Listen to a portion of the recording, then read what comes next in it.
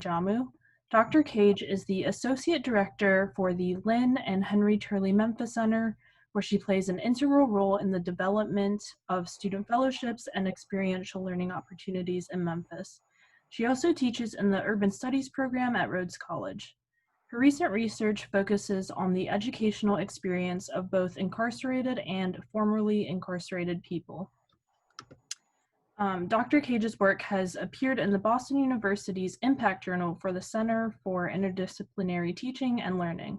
Let's welcome Dr. Cage, and I'll hand it over to her.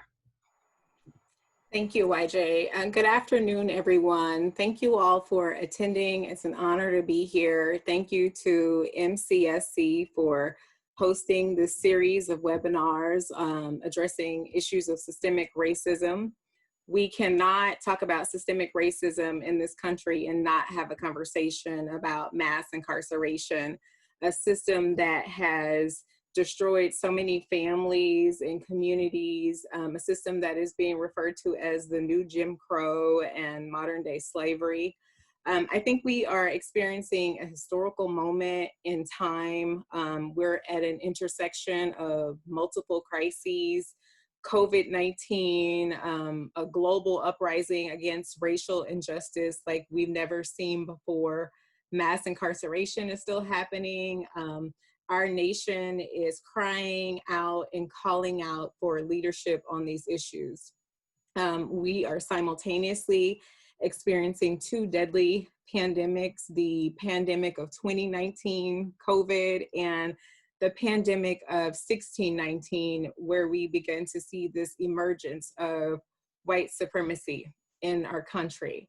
Had George Floyd or Elijah McClain or Breonna Taylor or Ahmaud Arbery not been stolen from us, they could have ended up in this system of mass incarceration where we see this overrepresentation of Black Americans. And to really understand the magnitude of this problem, I think we need to trace the origins that kind of led to mass incarceration and these racial disparities in the system. So mass incarceration, the era of mass incarceration sort of started around 1970, but what's important to note is that the groundwork was laid much earlier.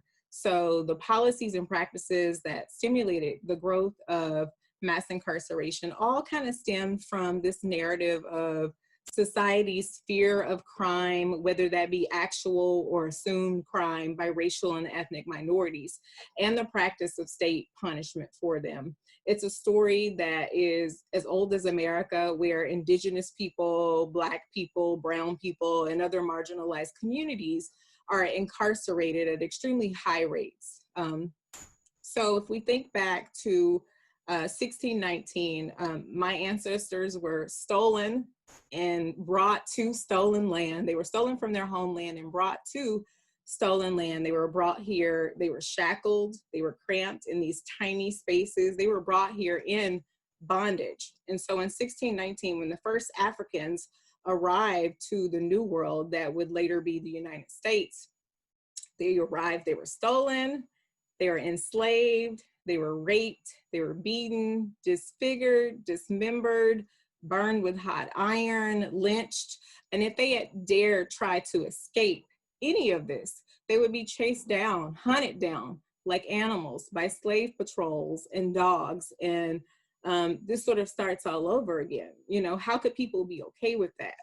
And then if we trace the legacy of incarceration, we can trace it all the way back to the Southern US at the end of the Civil War. You know, we have the passage of the 13th Amendment. I think most of you probably watched the 13th documentary last night, or if you didn't, you've probably seen it before, where you have this passage of the 13th Amendment that basically says that slavery is illegal except in the case that it is punishment for a crime. So we start to see all these Black codes and Black laws be enforced, these state laws that were intended to basically create economic hardships for African Americans and sort of maintain this social hierarchy. So Black people were not allowed to vote. They couldn't serve on juries. They could not own or carry weapons. They couldn't rent or lease land. And all of this was under the law. We see the law enforcement aggressively sort of targeting African Americans, creating this pipeline for incarceration. At this time, 95% of the people who were incarcerated in the South were Black. So you've got the loophole with the 13th, and then you've got the Virginia Supreme Court declaration that an incarcerated person is, quote, a slave of the state. And so that kind of generated this pathway for things like convict leasing and prison farms and chain gangs. So convict leasing was very prevalent under the Reconstruction South, specifically targeted African American males. They could be arrested on a minor charge or even on a false accusation. And as a way to sort of work off their sentences, they were contracted out to do this labor for corporations or private plantations. And what I want to point out is this sort of interrelation between incarceration and capitalism. And this is kind of sort of the early signs of what we now know as the prison industrial complex. And furthermore, how African Americans contributed to the wealth of this nation, providing free labor under imprisonment, labor that built an entire economy. So when you hear things like King Cotton or Sugarland, I invite you to consider the people who literally grew those industries. Conditions under convict leasing was extremely poor. They were doing all this uncompensated labor. They were whipped, they were beaten, worked for long hours, they were malnourished, they slept in tents near the job sites. And what's important to know about that is they were doing things like building railroads and coal mining and using explosives to clear tunnels. And they were clearing this disgusting swamp water that was filled with toxins and malaria. So this hazardous work. Also keeping in mind that during this time, children were incarcerated and also doing this kind of work. During the Civil War, we know like the Southern prisons were destroyed, the economy tanked. So convict leasing and working on prison farms was basically a way to rebuild the South. For example, in 1928, Texas had 12 state operational prison farms, and almost all the workers on those farms were Black people. So convict leasing ends because of changes in the economy, changes with politics, changes in the industry, and then chain gangs are introduced. And you still see incarcerated people doing this same kind of labor, working on railroads, only this time somebody had the bright idea to actually shackle people together. And what's important to note about this time is that the work of Black people who were incarcerated was very public. They were working in farms alongside the road, adjacent to communities, while white people who were incarcerated were mostly kept behind prison walls during this time. So they were sort of out of the public sight.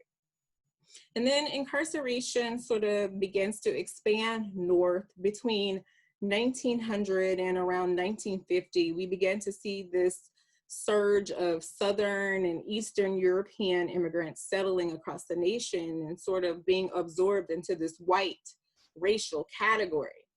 At the same time, there's this indoctrination being used to criminalize Black people, especially Black males. So books like The Negro, A Menace to American Civilization, minstrel shows, people dressing up in blackface, media headlines, this kind of anti-Black imagery, films like The Birth of a Nation, depicting African-American men as these grotesque savages.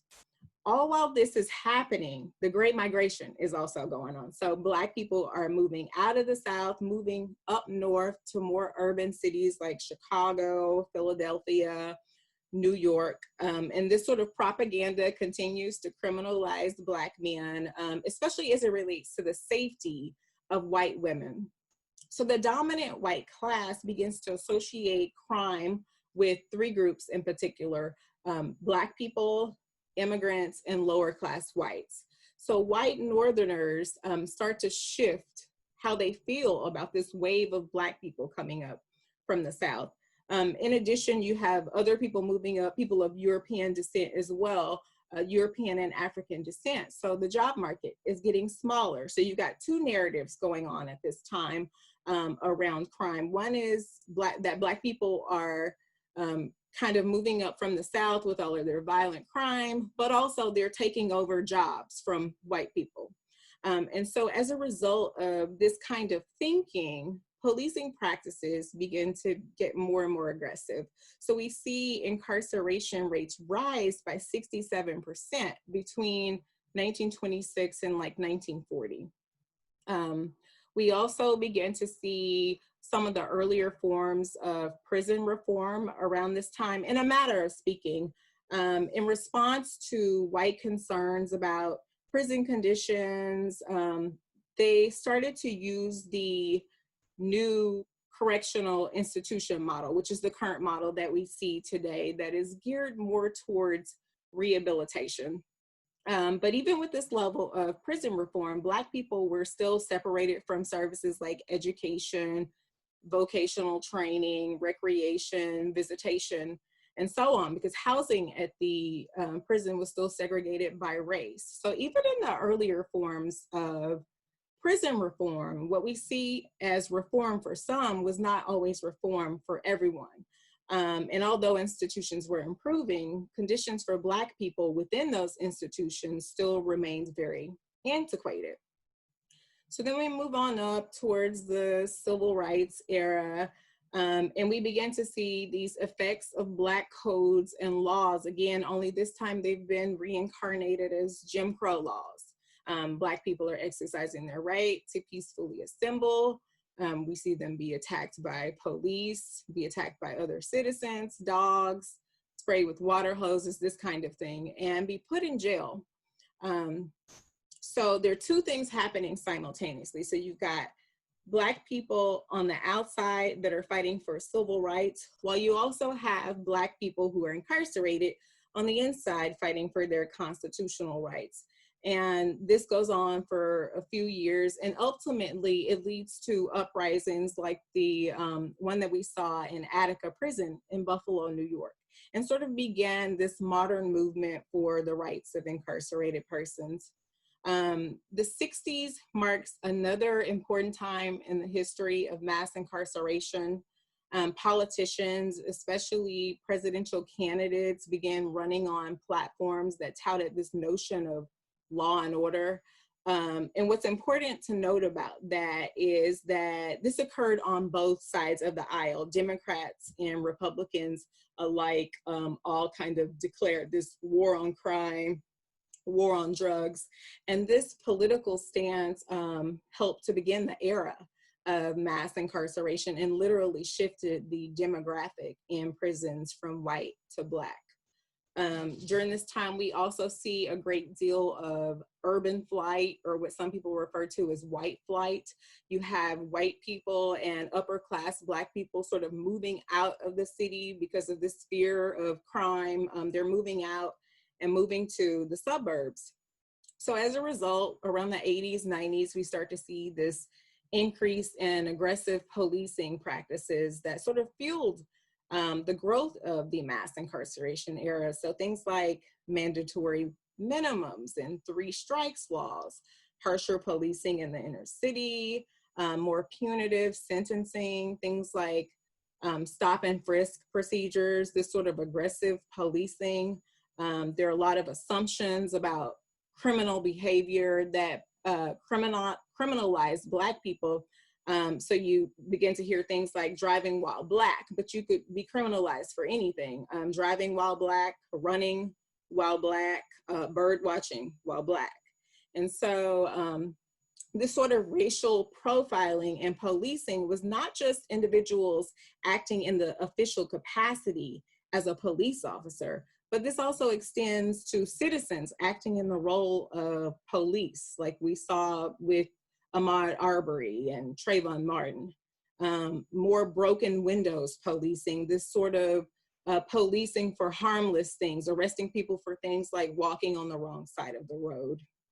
Let's see, what else has contributed to the system of mass incarceration? The prison industrial complex, privatization of prisons is big business. If you make money from having people incarcerated, why would you want to decrease incarceration? Some of your favorite stores have likely used prison labor at some point. Many prisons are operated by for-profit entities. This includes privately run ICE detention facilities. 71% of the facilities that are used to detain people under ICE custody are operated by private companies. Things like plea deals, fewer than 10% of cases actually go to trial. Black people are more likely to be offered a plea deal. They're 13% more likely to be offered a plea deal. Cash bail, Black people are more likely to remain in jail while waiting for trial, even after you control for like the seriousness of the crime and any prior offenses. And the key thing to note about cash bail is that it favors people who actually have money. It does not favor people who are poor at all. And the other key thing to note is even if a person is working while they're temporarily incarcerated, their work life becomes disrupted. So it makes it harder to try and afford a proper defense, unreasonable caseloads being given to public defenders, this sort of underrepresentation of minorities on juries. You have people being incarcerated for nonviolent drug offenses. So all these things are kind of working together to create this high incarceration rate. So not only do we have a high incarceration rate, but we also have a high recidivism rate. So even after people are released from prison, in most cases they're released from a physical prison back into a social prison. And for a lot of people, they end up back into the physical prison. The longer a person remains in prison, the more likely they are to return to prison. Communities are not always welcoming to people when they get out of prison. There is a negative stigma associated with being a formerly incarcerated person. Every day is a constant reminder of your past. So things like job applications, housing applications, where you have to check the box. This also impacts families too. It's not just the individual. We say that people are free to return to society because they pay their dues, but the truth is a lot of them are serving a life sentence, whether that be behind bars or in society. How can you start over? 70% of people who have been exonerated by DNA testing are racial minorities. How do you get your life back after that? Some say that there is no true reintegration into society for Black people because Black people were never truly integrated into society to begin with. So there's all these little nuances along the way, but together they kind of help to build the system of mass incarceration. Despite having some of the lowest crime rates that we have seen in decades, we still have approximately 2.3 people incarcerated in this country. We are the world's leader in incarceration, per capita incarceration. The bias of the system against minorities increases the likeliness that someone will be arrested or convicted. Racial disparities still remain alarmingly high. Black people account for roughly 12% of the US population, but they make up about 33% of the incarcerated population. We know that Black women are incarcerated at twice the rate of their white counterparts. We have children who are literally being born into incarceration, the cradle to prison pipeline. At least 28 states, I think it's 28 last I recall, but 28 states still allow women to be shackled to the bed during childbirth. The school to prison pipeline, students of color experience harsher discipline. The incarceration rates of Black children are shamefully high. 70% of students who are arrested or referred to law enforcement in schools are Black. Sexual and gender minorities, we know, already have a higher chance of incarceration. But if you're a person of color, you just up the ante. I think one study I saw said that Black trans women were 10 times more likely to be incarcerated than the general population. You know, former US Senator Jim Webb once said, with so many of our citizens in prison, there are two possibilities. Either we are home to the most evil people on earth, or we are doing something vastly counterproductive. And I tend to believe the latter. We incarcerate more people per capita than anywhere in the world. We declared war on crime and drugs decades ago, yet we still have problems with crime and drugs. So in response to social problems like poverty, lack of a great healthcare system, racism, unemployment, drug abuse, and a failing public education system, we just compounded that problem by adding another problem, the problem of mass incarceration. Let me say this, and then I'll turn the virtual floor back over to our host, YJ. Right now, you all have the privilege to be on a webinar. You might be home because of the pandemic, but at least you're at home. You're not in a 6x8 cell with no windows where people dictate when you sleep, when you eat, watching you go to the restroom, and no way to really social distance. Society doesn't remind you every day of your past mistakes. You are not dehumanized for your past mistakes. Mass incarceration is a silent crisis, and much like coronavirus and racism, the problem is less evident if there's no direct impact. What I find fascinating about this present moment is our young people that are stepping up and building on the groundwork that has been established, thank you, MCSC, and moving forward in a direction that many of us never thought we would see in our lifetime.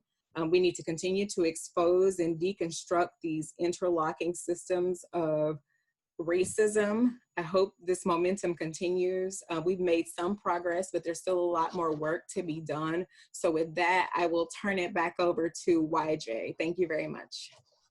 Thank you so much, Dr. Cage, for giving us an elaborate history and discussion on mass incarceration. We really appreciate you coming here and speaking for us. Next, I'll introduce Veda Ajamu. Veda is the founder and principal of Inspired Women Inspire, the manager of community outreach at the National Civil Rights Museum, an influential public speaker, and an experienced facilitator. She was featured in Families for Justice Reform's video production called Veda Ajamu, Warrior for Justice. This video highlights Veda's fervor for justice as she fought for her brother's excessive conviction on a nonviolent drug charge. Furthermore, Veda played a key role in the criminal justice reform strategy session at the White House for the First Step Act. Now I'll hand it over to our highly acclaimed speaker, Veda Ajamu. Let me know if it's on. I am blessed. I am an advocate. To do this work, I have to find this quiet space because my life is dedicated to advocating for my brother. My name is Veda Ajamu, and Veda means life, and Ajamu means he who fights for what he wants. I will not stop advocating for him until he's free or until I take my last breath. My brother Robert was an honor student. When our brother was murdered, he couldn't cope with it. At the age of 20, he was arrested and charged in a drug conspiracy.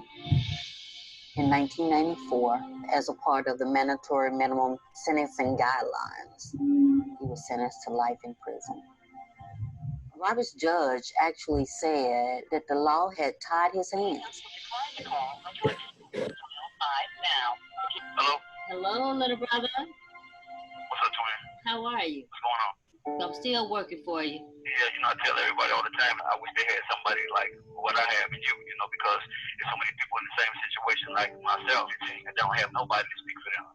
It took me a minute to share with people about my brother, but I got to a point that I said, he needs you. I said, do you know how it feels to be held captive when you know you have so much to offer? By that time, I was just fired up, and I was, to be quite honest, I was pissed off. And I said, no, no longer. All right, y'all, I'm getting ready to go. I'm going to D.C. for a FAMS rally. I'm going to meet with lawmakers. I'm going to talk to family members. I'm going to talk to advocates. I'm not nervous. I cannot wait. We're so thankful that you guys came. This event is about families. We need reform now. We're not waiting any longer. We're going to be out here today. Tomorrow we're going to swarm the Senate, and we're going to tell these folks we need justice reform now.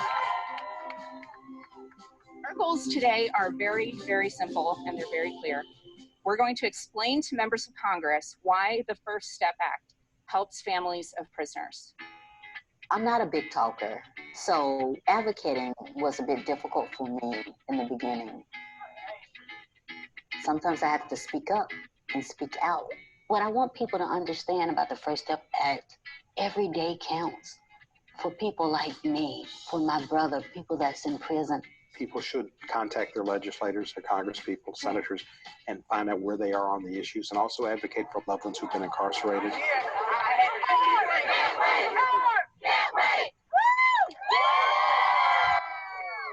My father was incarcerated before I was born. This means he hasn't been here for any of my life.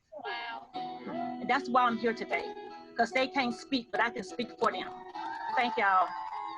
There are 10 million kids in America who grew up with a mom or dad behind bars. There are real lives and families at stake. I'm asking everyone to become advocates. Everyone can be an advocate. I know that you can and will make a difference. You're feeling like you're alone for so long, and then you're in a space where you have hundreds of people fighting for the same thing. It's an amazing feeling. I will write the lawmakers. I will call them. They will see me again. I want to be a part of making change. I want to be the voice for the voiceless. If you want something so bad, you have to be willing to fight for it. That's what it boils down to.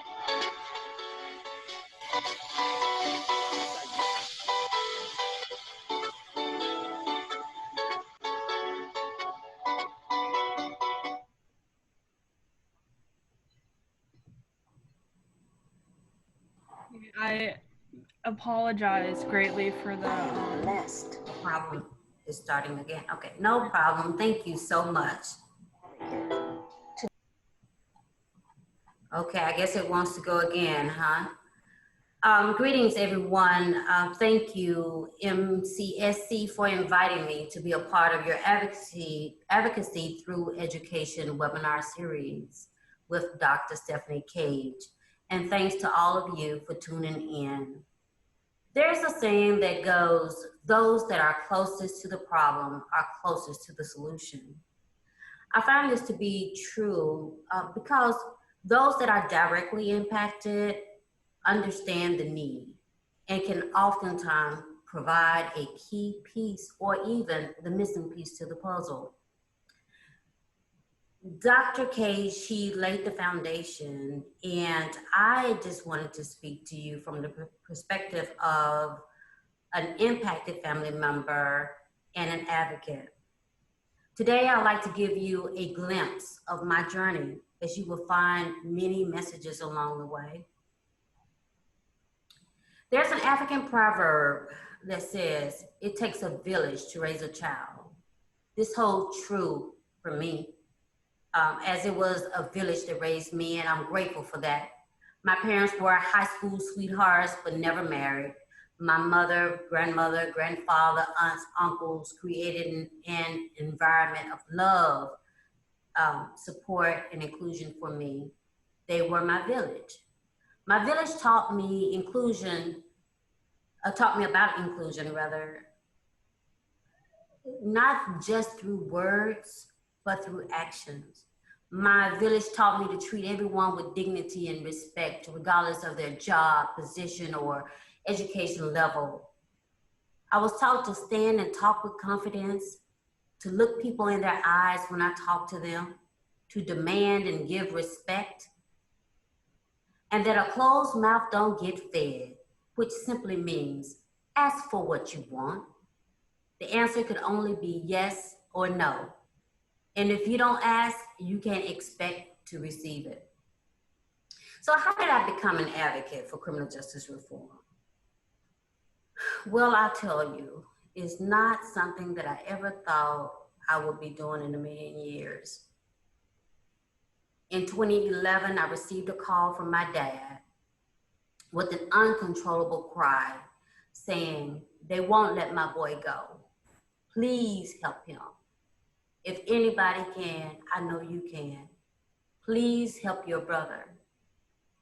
Followed by a moan and then a groan that I can't even describe. I just paused and I flopped to the bed and I just felt helpless. I didn't know anything about the criminal justice system, nor did I know anything about my brother's case. It felt so heavy to me. My father had married and moved his family to Chicago when I was very young. My brother had exhausted all of his appeals. My father was devastated as he had already lost one son to murder and now to the criminal justice system. So let me put this in context for you. In 1993, at the age of 20, my brother Robert Shipp was indicted and charged in a nonviolent drug conspiracy, a crack conspiracy in fact, in Chicago. In 1994, he was sentenced to life imprisonment without the possibility of parole, based on the federal mandatory minimum sentencing guidelines. The judge objected to the sentence he was forced to give him, but the law didn't allow him to use discretion.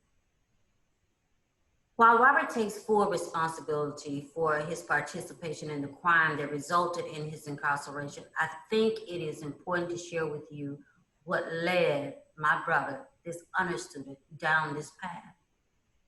When he was 16, our brother was stabbed to death at the age of 19. My father and stepmother both went into deep depression, leaving the children to have to deal with their own grief. As a teenager, Robert's inability to cope with this tragic loss led to his risk-taking and criminal behavior. A few months later, it was just too heavy for him. And a few months after my dad pleaded for my help, I received a letter from my brother. It was a response to a letter that I wrote him after his final denial. And I asked the question, "How do you feel?" I know that's strange, right? But I really wanted to know how he was feeling at that moment. And his response was, "Do you know how it feels to be held captive when you know you have so much to offer? Not just to your family or community, but to the world. Can you honestly imagine what it feels like to be held back in the prime of your life? I should have been home over a decade ago, at least. Yet, here I dwell with a small part of me, slowly dying every day. I'm like a tiger without its stripes, a black panther with no claws, but more like a mighty eagle that can no longer soar high above the hills and mountaintops of the world. Yet, I'm all of these things, but at the same time, so much more." These words pierced my soul, and I cried what felt like a river of tears. I'd realized my brother didn't have a village to support him as I had.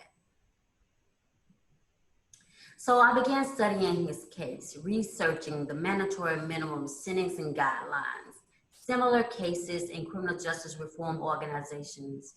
I was amazed at all of the cases I found like his. In May 2012, my father, stepmother, and my sister drove almost 9 hours to visit my brother. But in a rush to leave home, my father accidentally grabbed his expired license instead of his renewed license. The staff wouldn't allow my father to visit him,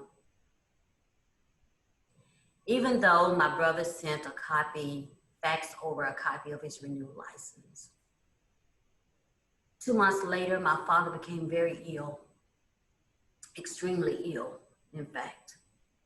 As he laid helplessly on his deathbed with weary eyes, I promised him I would continue to fight for freedom and justice for my brother. A few hours later, he passed away. I knew it was time now to speak publicly. It was time for the world to know about the injustice that had been done to my brother and others. This was difficult at first because I consider myself a very private person. And I was about to open my life up to the world. Also, I knew the stigma that comes along with having a loved one in prison. Carter G. Woodson said, "No man knows what he can do until he tries." So I decided to attend a criminal justice reform event in Washington, D.C. I didn't know anyone. I decided to go on faith. I bought a ticket for the event, booked a flight, made hotel reservations, scheduled a meeting with my state representative, and then I Googled names and photos of people involved in the movement. I took buttons, homemade buttons, in fact, and here's one of the buttons, my very first button that I made. I took business cards and documents about my brother and talked to politicians, criminal justice reform leaders, attorneys, advocates, and clemency recipients, impacted family members, and frankly, anyone who would make eye contact with me. Over time, I began to be invited to speak and participate in spaces, sharing my brother's story and where policies were being discussed and informed, including the White House.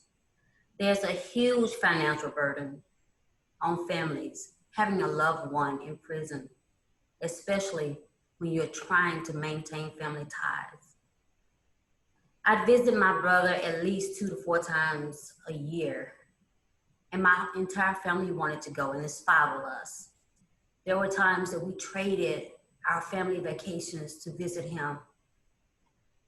He would only get 300 minutes a month to call families and friends. So the call would kind of go, and it would only be 15 minutes the call would last. And the calls would go something like this: "Hey, how you doing? How's everything? Just wanted to check in on you." And this is like, it was speed talking, like speed dating or something. It's just this really fast conversation, just so he could get enough time in to say hello. And he would call me every Sunday. Families were treated awful by prison staff. The food in the vending machines, prices were marked up 2 to 4 times the usual price. So just imagine families that are not able to get by and having to go see their loved one, trying to maintain that relationship and not having the monies for the vending machine. So my brother and I created a signature pose while he was in prison. It's us standing back to back. It simply means I got your back and I'm holding you up. And those are pictures. I just want to show that. That's over the years, and I have so many more like that. The other thing I would like to say, thank you for that, YJ, you can go back.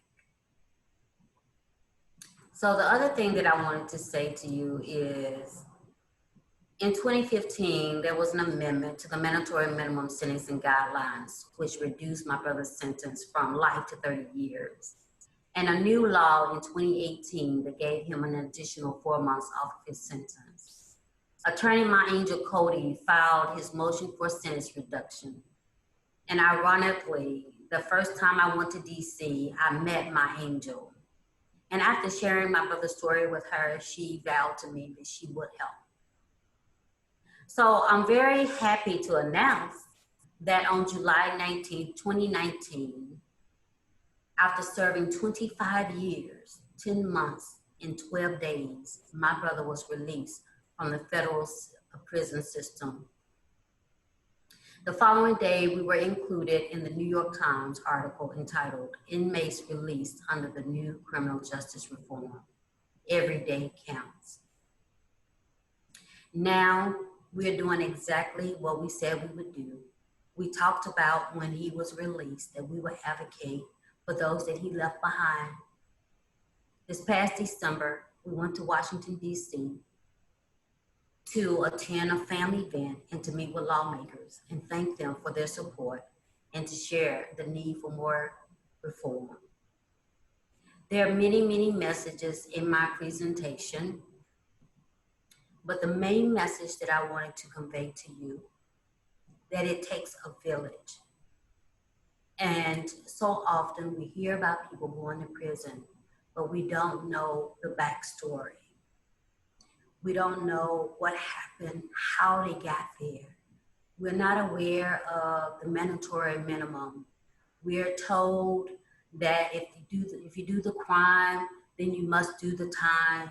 But what they don't understand that the time is not always fair, and that there's much work to be done. And with any situation, any social problem, there should always be someone at the table that's been directly or indirectly impacted. Thank you so very much. Thank you so much, Veda, for your powerful story and for advocating for your brother and being a fighter your whole life. We really appreciate you coming here and sharing your story and inspiring all of us. I really appreciate it. And also, I put Veda's contact information in the chat box if you'd like to contact her further. She allowed us to reach out to her. So at this time, we'll take any questions in the chat box. Otherwise, I'll pull some up from the inbox.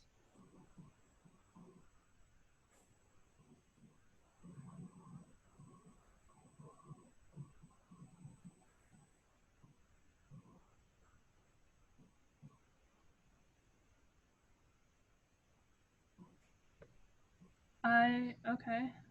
All right, so we actually have some questions prepared. Maybe it'll spark some inspiration in other questions. So a question we got from the inbox was, what role has the war on drugs played in the current state of mass incarceration in the United States?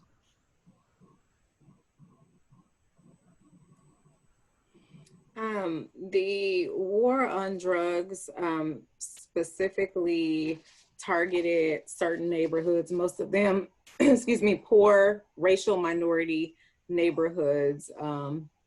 So right now we probably have about 500,000 people incarcerated for nonviolent drug offenses. So one of the big misconceptions about the war on drugs and the war on crime is that it single-handedly spurred this growth of mass incarceration. It was a huge part of it, but it wasn't the single decision to declare war on drugs or war on crime in this political stance. It contributed to it, a portion of it, but even right now, if we released all of the nonviolent drug offenders that are in prison, we still would have about 1.5 million people incarcerated in the United States. Although it did have its fair part, I think that's one of the misconceptions about the war on crime, the war on drugs. It was a part of a bigger system. And as I mentioned earlier, it's kind of all of these things together to contribute to the era of mass incarceration. One of the things that we see is people being incarcerated for marijuana, possession of marijuana. And we know right now that marijuana is legal, and I think it was 33 states the last time I checked.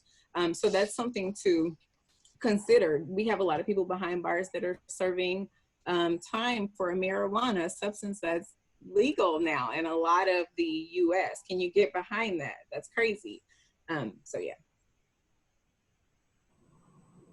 Thank you so much for your answer, Dr. Cage. So I just got a question from the private chat option. What concrete steps can individuals take to advance criminal justice reform so that it will end mass incarceration?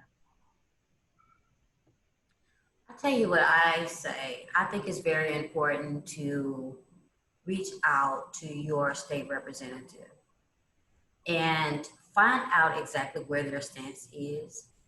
One of the things that I did was reaching out to Congressman Corn. I first needed to understand where my representative stood, because if they did not agree with criminal justice reform, then I needed to convince them that they needed to, right? And so and also in talking with them, seeing exactly what it is that they are doing. And then the other piece of it is you as a constituent, you are able to reach out and send letters and things like that yourself. There are various organizations, various groups of people that are interested in criminal justice reform. Even for me, as it related to my brother, I created a campaign that included my family, my friends, his classmates, various people, and we did what we called a thunderclap. And we called our representatives, and I'm here in Tennessee, and he's in Illinois. So what we would do would have people call the offices there, and we would call here. So in terms of the steps would be, I think that the first step, as I took, was meeting with lawmakers to understand exactly their stance and what we could do. Did you have something, Dr. Cage, to add to that? No, I totally agree with everything that you just said. If you really want to get involved, I would start there, meeting with people who are already doing this kind of work. Don't think that you have to reinvent the wheel or start an organization. Get involved with people who are already pushing forward or trying to push forward legislation. And I think what's important to note is that there are people working from all different angles. So when we say criminal justice reform, it may not look like what you traditionally would think criminal justice reform is, like going to the judges and to the prosecutors and to the police officers. It could look something like going to the schools and helping tutor students. It could look like, we have a talk, I think later this week or next week, on environmental justice, thinking about the ways in which something like lead poisoning could actually lead to the criminal justice system. I know that sounds weird, but when you think about cases like Freddie Gray, where he grew up in this older house in a poor neighborhood in Baltimore, where they used lead paint to paint the house. So as a kid, he got lead poisoning, which led to communication issues, which led to problems in school, which led to run-ins with the law. So there are all these different things that are sort of tied together in a way that we don't traditionally think about. When we think about criminal justice, we just think about, especially now with all of this, the news media kind of covering all these different stories with cops and officer involved incident, and that is a piece of it. I'm not saying that it's not. That's a huge piece of it as well, but keeping in mind that it may not always traditionally look like what you think getting involved and helping out looks like. Thank you so much for those answers. I think we have time for one more question. Someone asked, can you share with us how the school to prison pipeline has affected Memphis?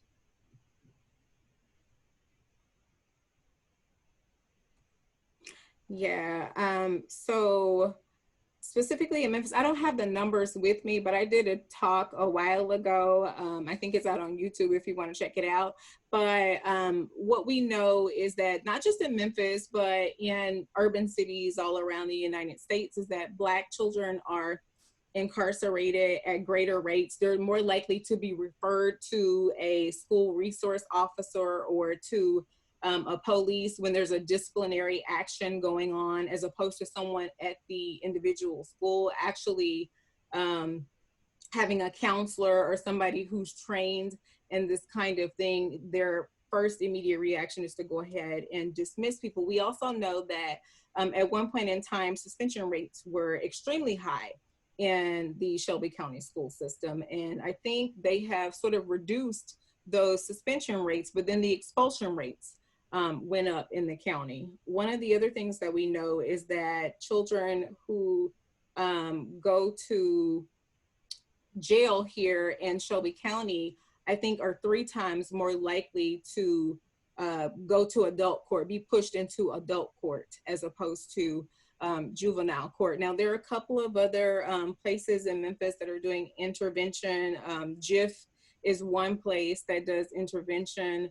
And all of these other youth development centers, Vance Avenue Youth Development Center, things like Knowledge Quest, all help contribute, whether they are publicly saying, hey, we are sort of deterring people from going into the criminal justice system. If you take the time out of your day to sit with a child for an hour or 2 hours, you cannot believe how much that could actually impact and transition someone's life. So there are a lot of people in the city doing great work around that.